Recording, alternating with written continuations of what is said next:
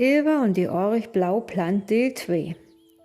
Ein bisschen sachter loben die Drehtau de Meetland. Elben sind hier lütt und so ist die Meetland ein wunderbar Spielplatz für her. Zwischen die grot Gras und ander Planten gibt dat alltid wat zu beleben. Sie klaudern ob Bladen, die wunderbar wippen und jumpen von ein Plant zu ander. Sommer ist in heel mooi Jahrstied. Tamme röpt Ilva, sie ist nicht zu sehen und nicht zu hören. Wo ist sie allwerda? Ilva steigt für ein grot Plant mit blaue Blossenbladem und ist heel weg. Da droben von Herr Breuer hört sie nicht. So im Plant hebt sie hier zuvor nicht sehen. Sie klaudert den langen Stiel herab, damit sie sich die Plant besser ankicken kann. Dat gibt in Böd lütje Blossenblader, die lustig nach boven wassen. Oh, denkt Ilva, wat war dat mooi, mal in diese Blömen zu slorpen, die so sinnig in Wind hin und her weit. Aber wat ist die Name von die Blömen? Ilva überlegt, wat sie in Schule lehrt het. Sie weet, dass sie die Blömen malt het und auch den Namen kennt, aber sie fällt ja nicht in. Als sie Tamme ropen will, damit her helpt, sucht sie Herr Breuer an d End von de Blömen. Sucht sie all. Tamme, ich bin boven ob die Blömen, röpt Ilva, aber ich heb den Namen vergeten und wat man ut her machen kann. Ist blüht, Ilva zu finden und klaudert fix hoch. Sie setzen sich in die Mitte von die Blömen und Tamme vertellt Ilva ein bisschen über de Plant.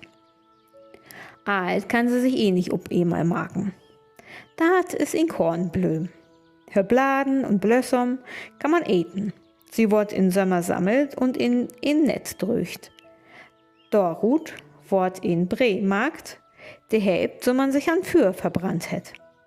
Als Mock ob in Geburtstagskoken sehen die Blössem auch moi ut. Nu ward dat langsam Körl. Sie sammeln einige Blössenblader in und klaudern nach unan. Da sitzt hin in die Sünn und träumt. Dat mag zum Gehen. Die Tag geht zu Ende und sie gehen nach Hus. Moda freut sich über die Blössenblader, als Ilva hör ut die Fernte damit zauwinkt. Vater Ole ist alte Hus und vertellt von Ilvas lütje Malheur.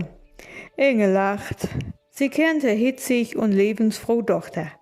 Hör passern Vater so lütje Malheur. Bevor all Abendbrot eten, bruste sich ab. Ilva kiekt hau, was dat Wader in die Offlob löbt. Unan in die Brus ist voll ihr zu sehen. Überlegt Ilva, dat Malheur ha auch mal ut gorn könnt. Sie schwört sich, in Zukunft bei der Obsicht zu warten. Nu aber fix aufdrügen und Abendbrot eten. Sie ist neugierig, wat her Eulen an Dach belebt hebt. Danach geht dat in Bett. In Sommer ist dat an Abend butenlang hell.